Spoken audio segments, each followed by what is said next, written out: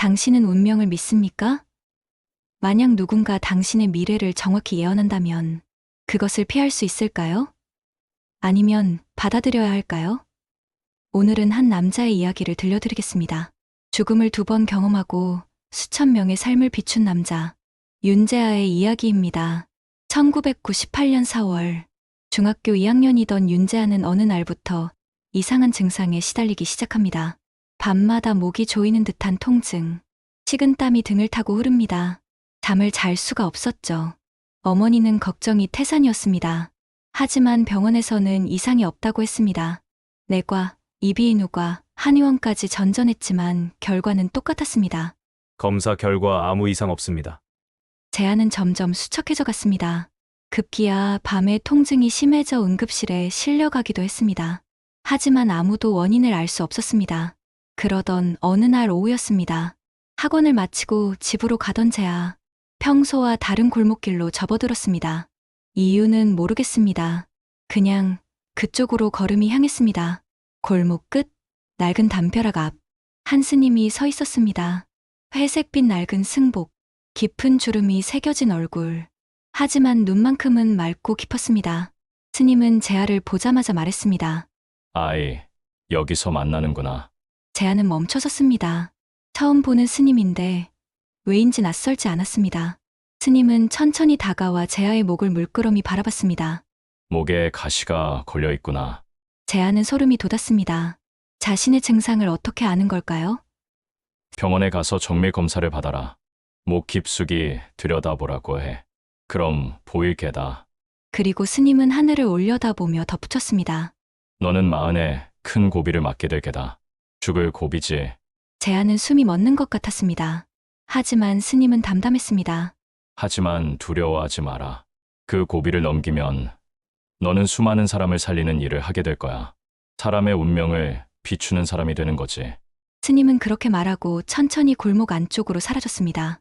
재하는 그 자리에 멍하니 서 있었습니다. 다음 날, 재하는 어머니를 조르듯 병원에 갔습니다. 의사는 반신반의하며 내시경 검사를 했습니다. 그리고 모니터에 작은 흰색 물체가 보였습니다. 가시네요. 생선 가시가 목 점막 깊숙이 박혀 있습니다. 이런 경우는 정말 드문데 어떻게 알았죠? 재하와 어머니는 말을 잃었습니다. 간단한 수술로 가시를 제거했습니다. 그 후 재하의 통증은 거짓말처럼 사라졌습니다. 하지만 재하의 머릿속엔 스님의 말이 맴돌았습니다. 마흔에 죽을 고비를 맞는다. 중학생에게는 너무 먼 미래였습니다. 시간이 지나며 그 기억은 점점 희미해져 갔습니다. 세월은 흘러 2025년. 재하는 어느덧 40이 되었습니다. 그는 성공한 출판사 대표였습니다. 30에 창업해 10년 만에 중견 출판사로 키워냈죠. 베스트셀러를 여러 권 내며 업계에서 이름을 날렸습니다. 아름다운 아내 수진, 초등학교 3학년인 딸 서연, 강남의 넓은 아파트. 모든 게 완벽했습니다. 중학생 때 만난 스님? 그건 까마득한 옛날 얘기였습니다. 가끔 술자리에서 신기한 일화로 꺼낼 뿐이었죠. 2025년 10월 17일, 재하의 40번째 생일이었습니다. 직원들이 준비한 깜짝 생일 파티. 케이크에 초를 꽂고 불을 껐습니다. 소원 빌어요. 사장님, 재하는 눈을 감았습니다. 우리 가족 모두 건강하고 회사도 더 번창하길. 평범한 소원이었습니다. 초를 끄고 케이크를 자르고 샴페인을 터뜨렸습니다. 모두가 웃었습니다. 재하는 행복했습니다.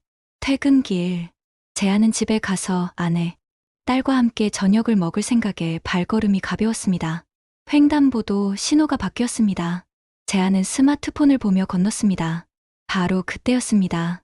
신호를 무시한 대형 트럭이 시속 80km로 돌진하고 있었습니다. 끼익. 하지만 늦었습니다. 쾅. 세상이 뒤집혔습니다. 그리고 모든 것이 어두워졌습니다. 재하는 머리를 심하게 다쳤습니다. 두개골 골절, 뇌출혈, 다발성 장기 손상. 의사는 가족들을 불러 조심스럽게 말했습니다. 외사 상태입니다. 안 돼요. 제발 살려주세요. 아내 수진이 울부짖었습니다. 딸 서연은 아빠의 손을 꼭 쥐고 있었습니다. 눈물도 나오지 않는 것처럼 멍하니 아빠를 바라봤습니다. 아빠, 일어나. 하지만 재하는 움직이지 않았습니다. 한 달이 지났습니다. 2달이 지났습니다. 의사는 더 이상 희망이 없다고 했습니다. 가을이 지나고 겨울이 왔습니다. 눈이 내렸습니다.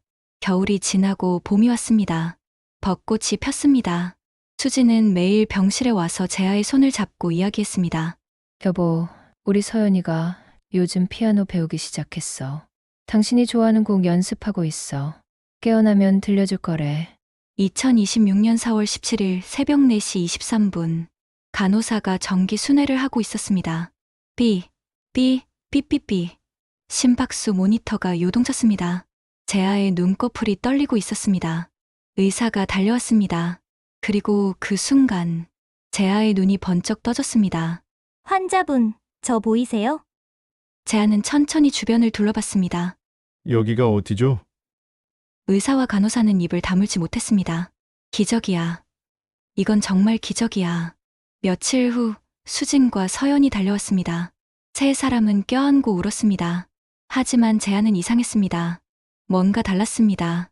세상이 다르게 보였습니다. 사람들의 얼굴에서 뭔가가 보이는 것 같았습니다. 이마 위에 희미한 빛 같은 것, 색깔 같은 것. 재하는 기적적으로 회복했습니다. 의사들도 믿을 수 없어 했죠. 신체적으로는 거의 정상이었습니다. 하지만 정신적으로는 많은 게 달라졌습니다. 재하는 더 이상 출판사에 가고 싶지 않았습니다. 사람들을 만나면 머리가 아팠습니다. 아니, 정확히는 보였습니다. 사람마다 다른 빛깔, 다른 기운. 여보, 나 회사 그만둘까봐. 수지는 놀랐습니다. 갑자기 무슨 소리야? 모르겠어. 그냥 더 이상 그 삶이 아닌 것 같아. 어느 날 밤, 재하는 꿈을 꿨습니다. 낡은 절, 그리고 그 스님. 잘 왔구나. 이제 내 시간이다. 내려가거라. 산 아래로. 거기서 배워라. 사람의 운명을.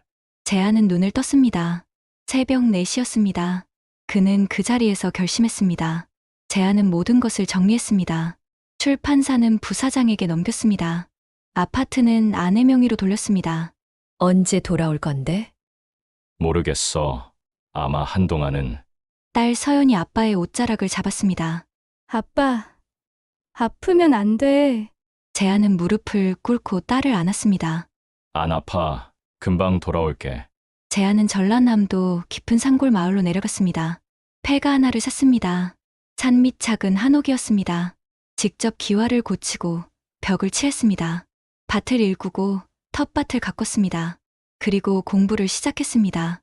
사주명리학, 음양오행, 주역, 오래된 책들을 구해 읽었습니다. 처음에는 하나도 이해가 안 됐습니다.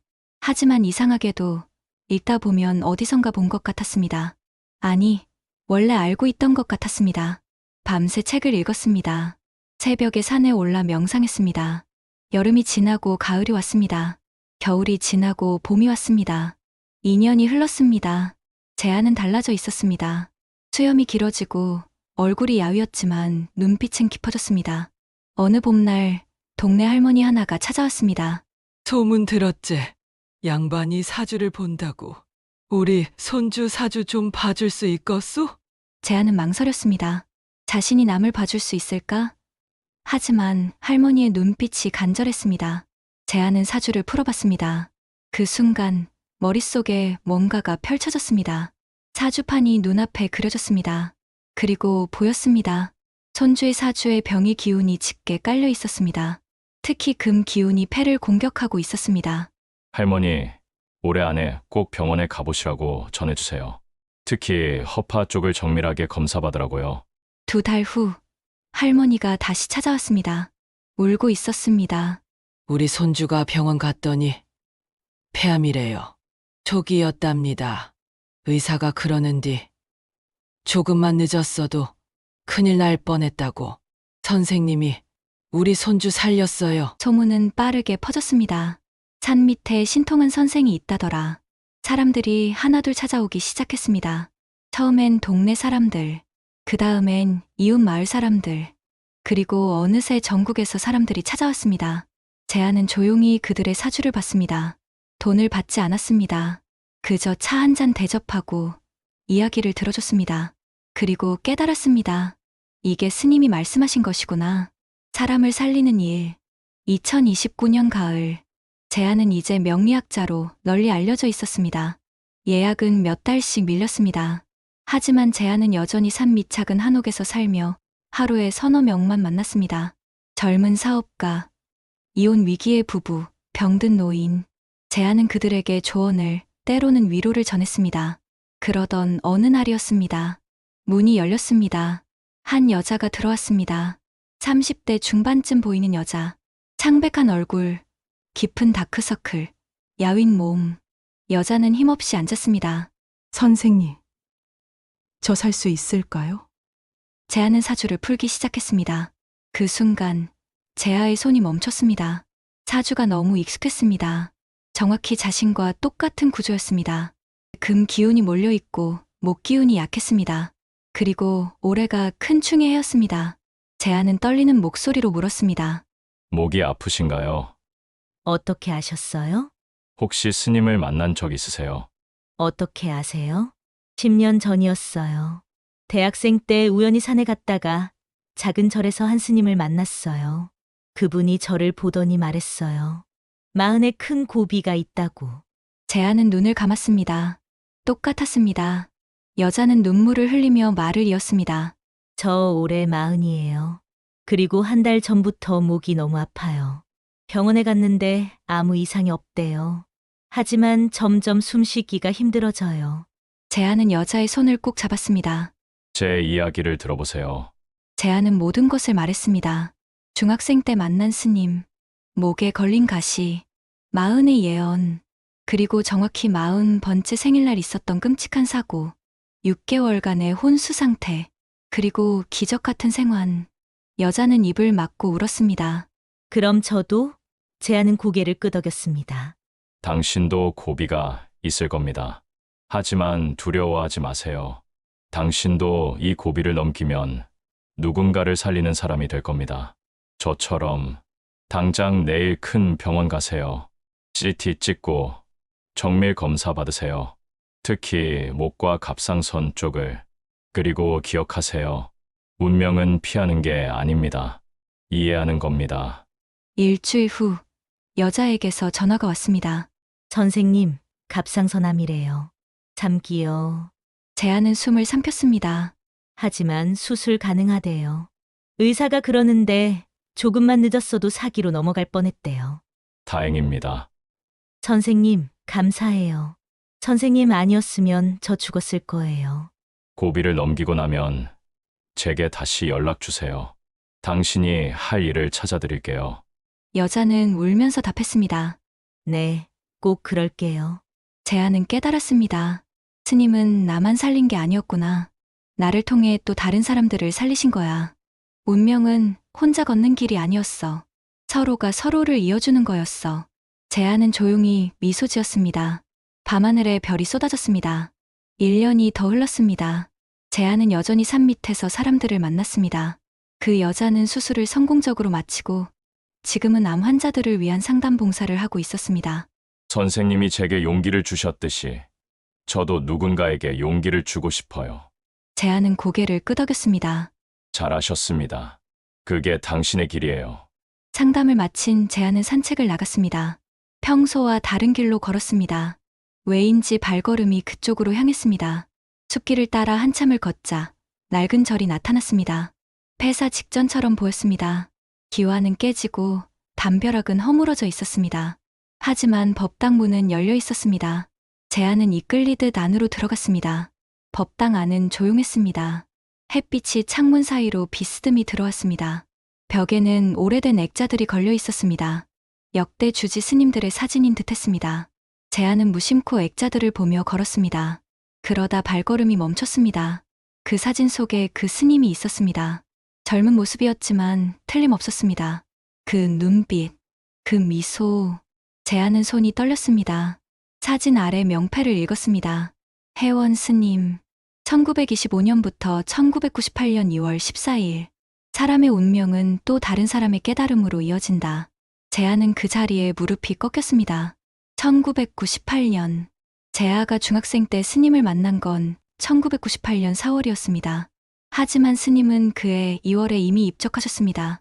재아가 만난 건 돌아가신 지 2달 후였습니다. 이럴 수가. 제아는 눈물이 흘렀습니다. 그때 스님은 이미 제아는 떨리는 손으로 사진을 어루만졌습니다. 문득 바람이 불어왔습니다. 법당 문이 삐걱거렸습니다. 제아는 불상 앞에 앉았습니다. 그리고 조용히 합장했습니다. 스님, 이제야 알겠습니다. 스님은 저를 살리려고 오신 거였군요. 이승을 떠나셨는데도 고맙습니다. 정말 고맙습니다. 제아는 한참을 그렇게 앉아 있었습니다. 제아는 눈물을 닦고 일어났습니다. 그리고 사진 속 스님을 다시 한번 봤습니다. 스님은 사진 속에서도 조용히 미소 짓고 있었습니다. 제아는 깊게 절을 올렸습니다. 제아는 깨달았습니다. 운명이란 건 결국 사람과 사람 사이에 흐르는 거였어. 스님은 돌아가셨지만 제게 오셨어. 그리고 저는 살았고 또 다른 사람들을 살렸어. 그 사람들은 또 누군가를 살릴 거고. 이게 운명이구나. 혼자 짊어지는 게 아니라 함께 나눠 짊어지는 거. 제아는 하늘을 올려다봤습니다. 바람이 불었습니다. 마치 누군가 등을 쓰다듬는 것 같았습니다. 제아는 미소 지었습니다. 마당에 한 남자가 서 있었습니다. 젊은 남자였습니다. 20대 후반쯤. 남자는 주머니에서 쪽지를 꺼냈습니다. 어떤 분이 저한테 이 주소를 주셨어요. 제아는 남자의 얼굴을 봤습니다. 남자의 이마 위로 희미한 빛이 보였습니다.